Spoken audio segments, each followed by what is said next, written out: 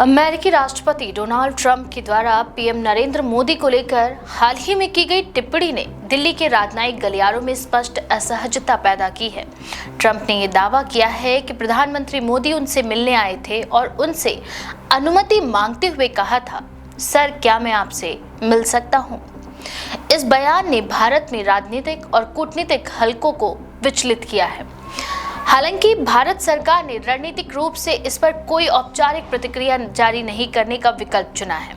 ये रुख बताता है कि दिल्ली इस मुद्दे को अनावश्यक विवाद का रूप देने से बचना चाहती है, खासकर ऐसे समय में जब दोनों देशों के द्विपक्षीय संबंध पहले से ही कई महत्वपूर्ण मोर्चों पर सक्रिय हैं। ट्रंप की भारत पर टिप्पणी करना कोई नई बात नहीं है। पिछली बार भी अमेरिकी राष्ट्रपति ने भारत को व्यापारिक नीतियों के संदर्भ में कई बार कटघरे में खड़ा किया था।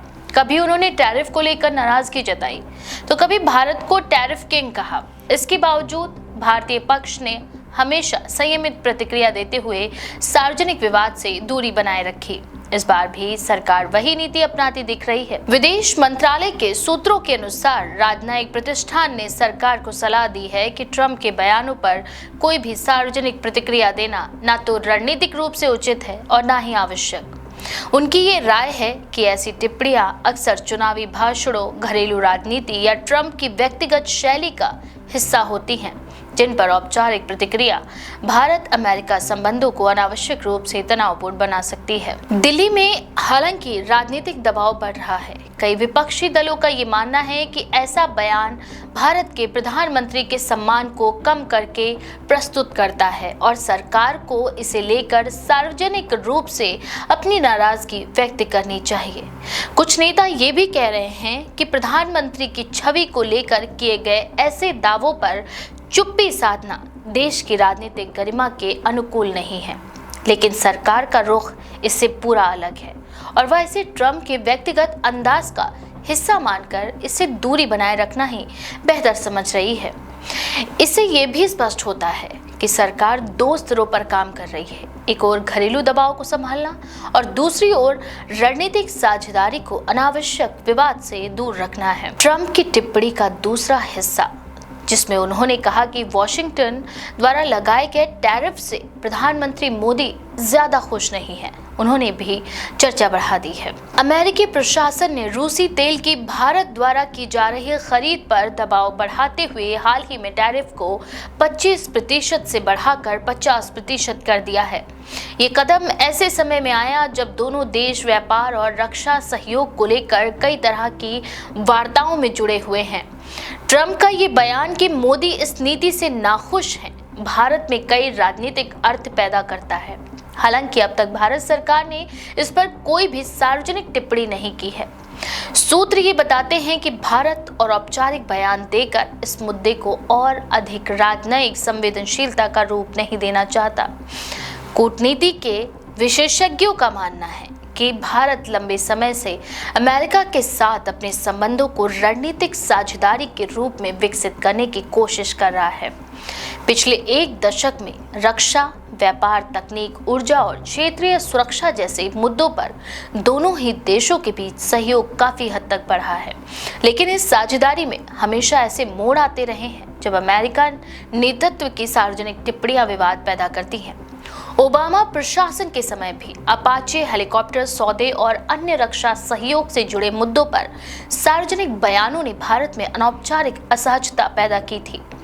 ट्रंप प्रशासन के दौरान ये प्रवृत्ति और अधिक दिखने लगी है, क्योंकि ट्रंप अक्सर बिना किसी राजनयिक औपचारिकता के बयान दे देते हैं। फिर भी भारत ये समझता है कि ऐसे बयानों का प्रभाव सीमित होता है और अक्सर वे अमेरिकी घरेलू राजनीति के संदर्भ में ही दिए जाते हैं। ट्रंप की शैली में ये बात हमेशा स्पष्ट रही है कि वे व्यक्तिगत रूप से अपने रिश्तों को बढ़ा चढ़ाकर पेश करना पसंद करते हैं, चाहे बात उत्तर कोरिया के नेता किम जोंग उन से रिश्तों की हो या अन्य देशों के प्रमुखों के साथ हुई मुलाकातों की। इसीलिए भारतीय कूटनीतिक संस्थान इसे एक व्यवस्थित रणनीति मानते हुए प्रतिक्रिया देने से काफी हद तक बचना चाहते हैं। बात की जाए आंतरिक रूप की, तो आंतरिक रूप से हालांकि ये मान्यता भी मौजूद है कि ऐसे बयानों से भारत की वैश्विक छवि प्रभावित हो सकती है।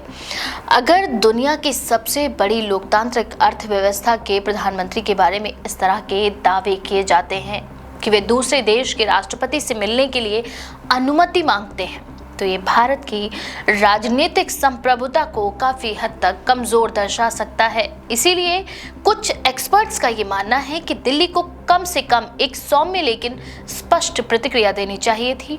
दूसरी ओर सरकार के समर्थक और राजनयिक विशेषज्ञ ये मानते हैं कि अति प्रतिक्रिया देना भी उतना ही नुकसानदेह हो सकता है, क्योंकि इससे ये मुद्दा और अधिक चर्चाओं का विषय बन जाएगा। भारत अमेरिका संबंधों का व्यापक संदर्भ भी इस पूरे विवाद की पृष्ठभूमि में सबसे अहम है।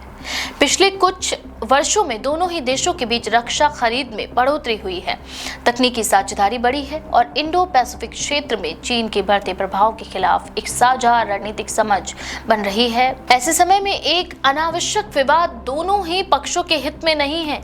ये भी ध्यान देने योग्य है कि भारत ना तो पूर्णतः पश्चिम पथ का अनुसरण कर रहा है और न ही रूस से अपने पारंपरिक रणनीतिक संबंधों को छोड़ने को तैयार है। इस संतुलनकारी नीति के कारण अक्सर अमेरिका को कड़े कदम भी उठाने पड़ते हैं और भारत को उन पर सावधानी पूर्वक प्रतिक्रिया देनी पड़ती है। रूसी तेल का मुद्दा भी इसी संतुलनकारी रणनीति का हिस्सा है।